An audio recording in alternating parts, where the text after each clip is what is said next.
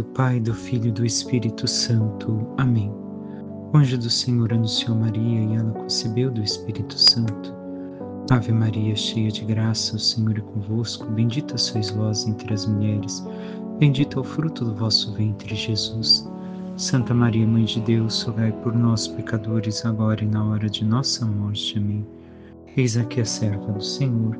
Faça-se em mim segundo a vossa palavra. Ave Maria, cheia de graça, o Senhor é convosco. Bendita sois vós entre as mulheres. Bendito é o fruto do vosso ventre, Jesus. Santa Maria, Mãe de Deus, rogai por nós, pecadores, agora e na hora de nossa morte. Amém.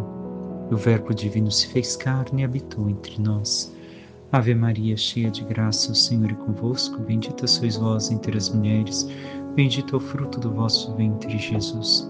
Santa Maria, Mãe de Deus, rogai por nós, pecadores, agora e na hora de nossa morte. Amém. Rogai por nós, Santa Mãe de Deus, para que sejamos dignos das promessas de Cristo. Oremos, infundi, Senhor, em nossas almas a vossa graça, como vos pedimos, para que nós, que pela anunciação do anjo vemos a saber o mistério de vossa encarnação, paixão e morte de cruz, chegamos um dia à glória eterna dos céus, pelo mesmo Cristo, Senhor nosso. Amém. Caríssimo irmão e irmã, hoje nos encontramos para meditar a liturgia da sexta-feira da 25ª semana do Tempo Comum.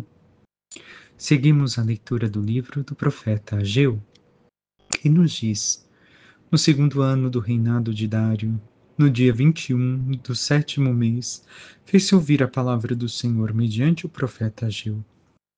Vai dizer a Zorobabel, filho de Salatiel, governador de Judá, e a Josué, filho de Josedeque, sumo sacerdote, e ao resto do povo: há dentre vós algum sobrevivente que tenha visto esta casa em seu primitivo esplendor? E como a vedes agora? Não parece aos vossos olhos uma sombra do que era? Mas agora toma coragem, Zorobabel, diz o Senhor. Coragem, Josué, filho de Josedeque, sumo sacerdote. Coragem, povo todo desta terra, diz o Senhor dos Exércitos. Ponde mãos à obra, pois eu estou convosco, diz o Senhor dos Exércitos. Eu assumi um compromisso convosco quando saístes do Egito, e meu espírito permaneceu no meio de vós. Não temais. Isto diz o Senhor dos Exércitos. Ainda um momento e eu hei de mover o céu e a terra, o mar e a terra firme. Sacudirei todos os povos, e começarão a chegar tesouros de todas as nações. Hei de encher de esplendor esta casa, diz o Senhor dos Exércitos. Pertence-me a prata, pertence-me o ouro, diz o Senhor dos Exércitos. O esplendor desta nova casa será maior do que a primeira, diz o Senhor dos Exércitos. E neste lugar estabelecerei a paz, diz o Senhor dos Exércitos. Vemos na leitura de hoje, uma vez mais, uma daquelas 366 vezes que o Senhor diz: não temais, não tenhais medo. Mais uma vez o Senhor nos recorda este fato de ter a confiança nele, de que a missão é grande. A primeira parte, o Senhor realiza a pergunta: quem viu o templo na sua glória? Basicamente ninguém. Porque já havia se passado 70 anos do exílio da Babilônia, o tempo da destruição do templo. E com isso, logo em seguida, o Senhor pergunta como parece agora o templo. Deus pede que seja comparado a glória do templo original com o que estão construindo. E há um aparente desânimo e decepção entre aqueles que ali estão. Enquanto trabalham na construção, eles percebem que este templo não será glorioso como aquele de Salomão. Então, o problema que as pessoas enfrentam: o futuro não parece tão bom quanto o passado. À medida que prosseguem na obra do Senhor, o que estão fazendo não parece ser tão bom. Assim, devemos de ver também que muitas vezes nós nos questionamos em relação, se somos sinceros, na nossa vida interior, na nossa busca de santidade, o quanto tudo parece atrapalhar e que não conseguiremos ter um futuro tão bom quanto o Senhor espera de nós, que não conseguiremos estruturar o templo de Deus em nossas vidas como santos que chegaram à glória e que nós reconhecemos na glória dos altares chegaram, mas o Senhor nos chama a ter confiança, a construirmos realmente o seu templo em nossas vidas, olhando sem temor, seguindo em frente, sem decepcionarmos, mas confiantes de que o Senhor nos dará todo o necessário se nós buscamos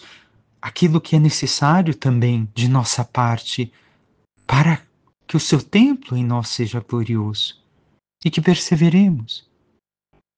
Recordemos, é difícil seguir em frente quando o progresso parece não ser tão bom quanto aquilo que já vimos, ou que já tivemos na nossa vida espiritual de tão grandioso.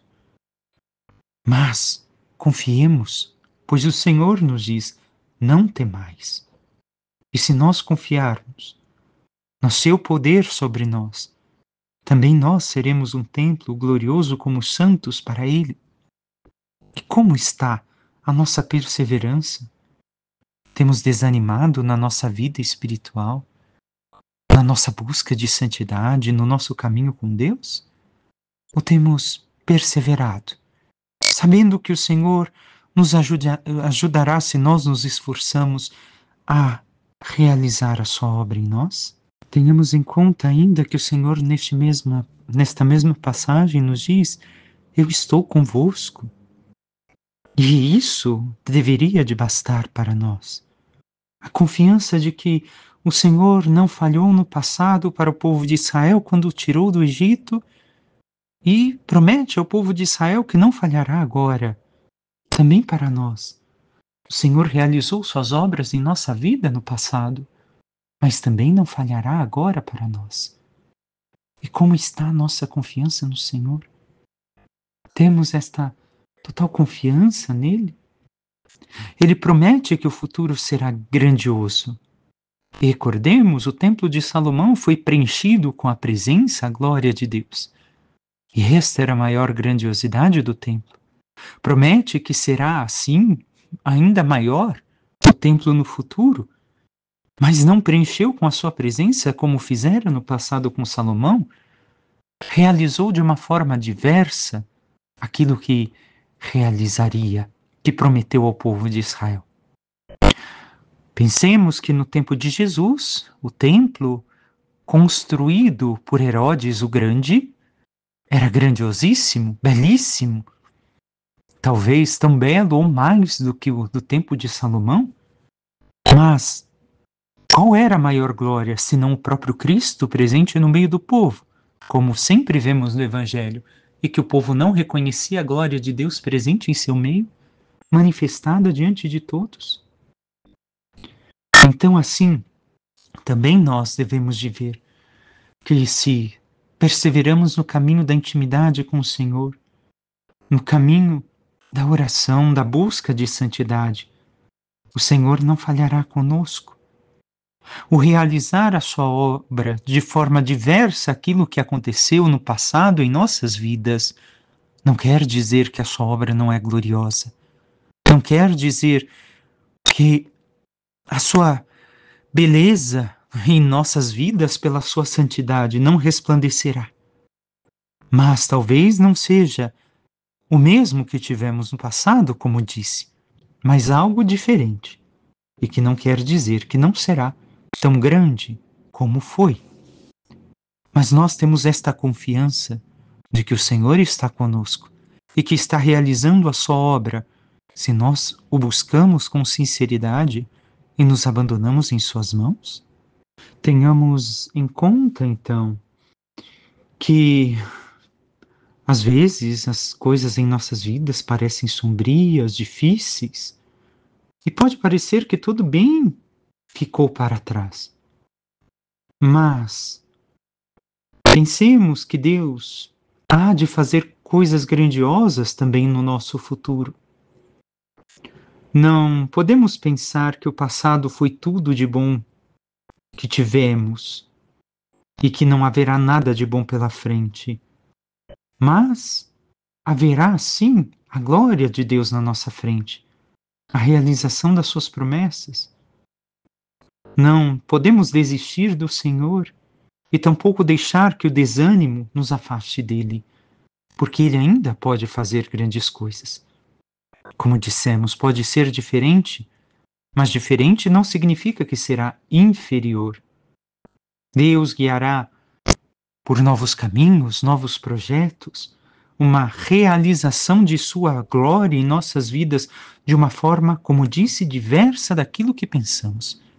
Mas se nós buscamos realizar a sua vontade, construir o seu templo em nós, tudo acontecerá. E como está a nossa confiança no Senhor? Temos este ânimo, esta confiança? O Salmo nos diz: espere em Deus, louvarei novamente o meu Deus Salvador. E este salmo belo coloca esta reflexão, recorda o passado, fala do futuro e diz que espera em Deus, minha alma, louvarei novamente. Por quê? Porque o Senhor não deixou de atuar. O Senhor ainda está a realizar e realizará sempre a sua manifestação se nós permitirmos, se nós nos entregamos a Ele. Mas o quanto nós temos buscado e realizado a sua santa vontade.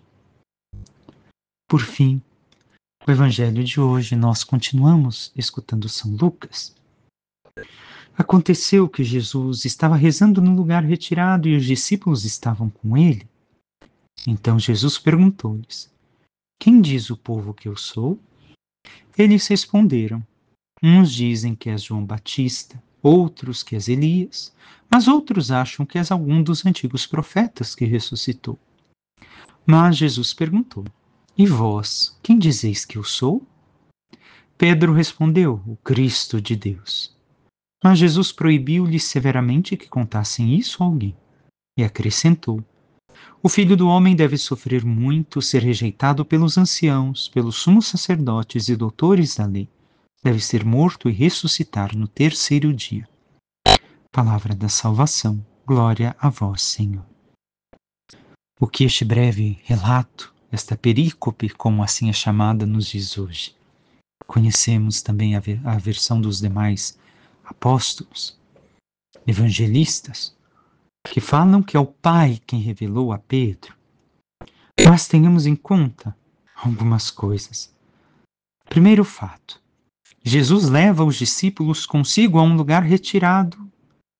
Estava rezando e os discípulos estavam com ele. E é ali que Jesus faz a pergunta. Primeiro fato: Jesus quer que nós estejamos também com eles. Que nós paremos para recarregar as nossas forças em Deus. É necessário para todos nós tirarmos um tempo.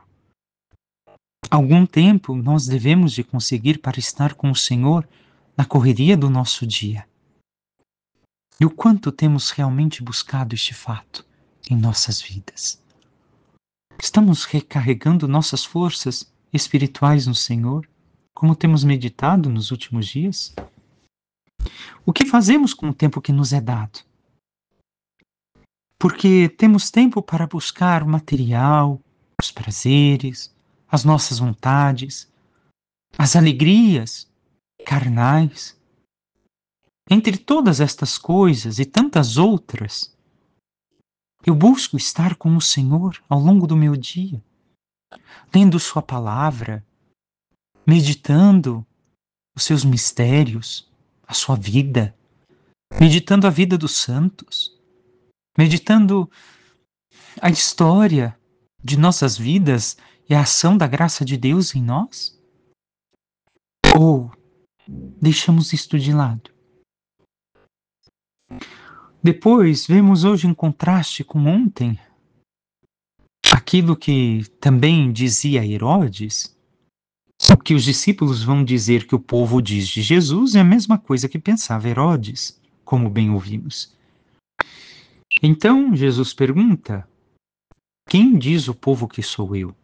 A resposta é a mesma que Herodes. Mais uma vez, repito, pensam que é um profeta qualquer.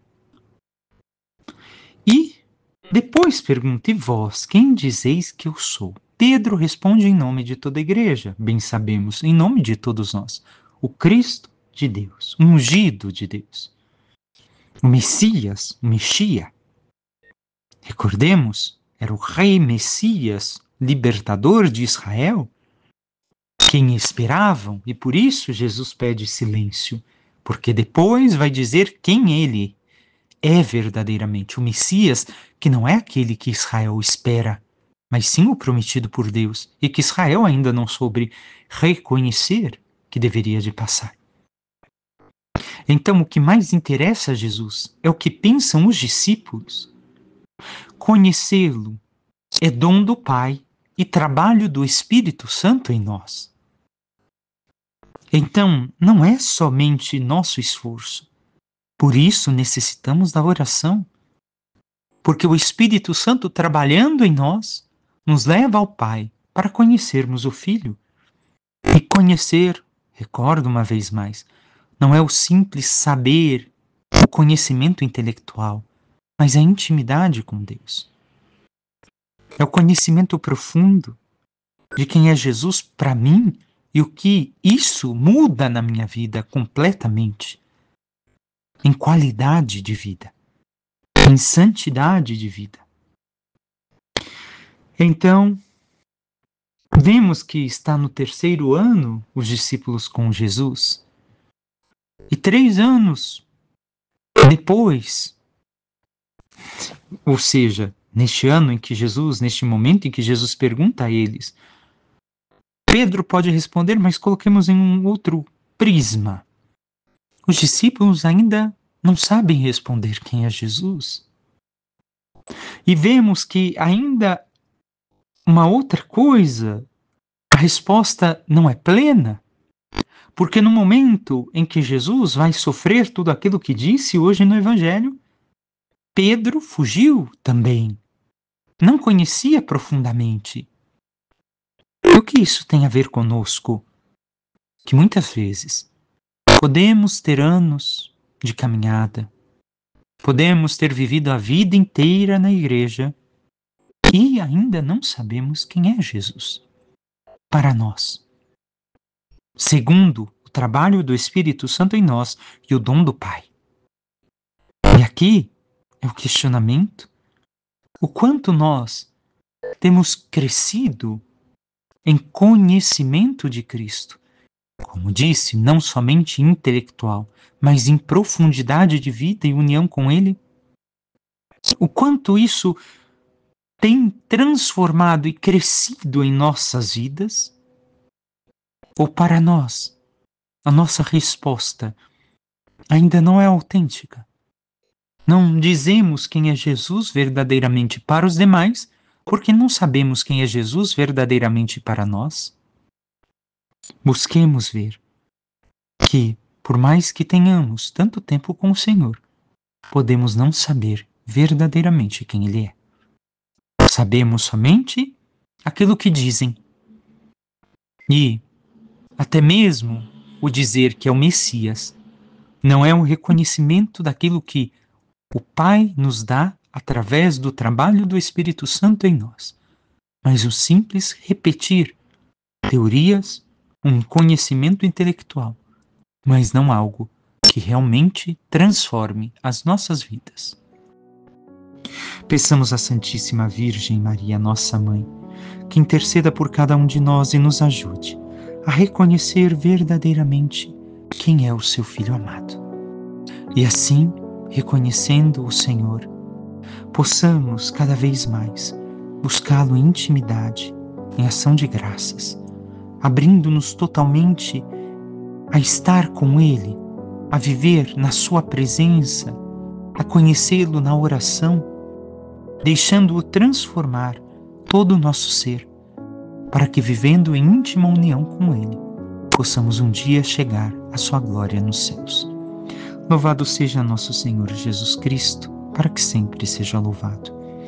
Por intercessão da Santíssima Virgem Maria, de todos os santos e anjos de Deus, desça sobre vós, vossas famílias, vosso trabalho e tudo que vos pertence, a bênção do Deus Todo-Poderoso, que é Pai, Filho e Espírito Santo. Amém. Um santo e abençoado dia a todos.